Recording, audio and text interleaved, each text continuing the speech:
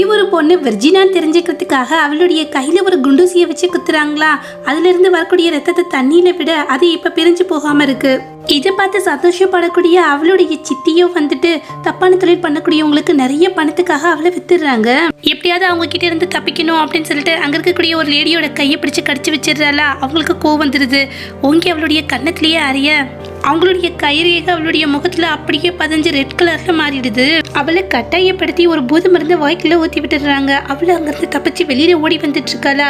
பார்த்தா ஆப்போசிட் சைட்ல வந்து பிளாக் கலர்ல தொப்பி போட்டு ஒருத்தர் வந்துட்டு இருக்கான். அவன் மேல மோத இப்ப அவன் கிட்ட ஒரு கன் இருக்குமா. எதையும் யோசிக்காம அந்த கன்னை எடுத்துட்டு தன்னை துரத்திட்டு வரவங்களை ஷூட் பண்றதுக்காக போறா. பார்த்து அந்த துப்பாக்கியில அவளுக்கு ஷூட் பண்றதுக்கு தெரியல. அவளுக்கு பின்னாடி நின்றுட்டு இருக்கவனோ தான் கையை வச்சு அவளுடைய கையில இருக்கக்கூடிய துப்பாக்கியை ஷூட் பண்றதுக்கு சொல்லி தரானா. துப்பாக்கி சத்தம் கேட்டோடனே அந்த இடத்துக்கு ஓடி வரக்கூடிய ஒரு கும்பல் அவன் முன்னாடி மண்டிட்டு மரியாதை செலுத்திட்டு இருக்காங்க. அவனும் ஒரு பெரிய பணக்கார ரவுடியா போதையில இருக்கக்கூடிய நம்மளுடைய ஹீரோயினை தூக்கிட்டு போயிடறான்.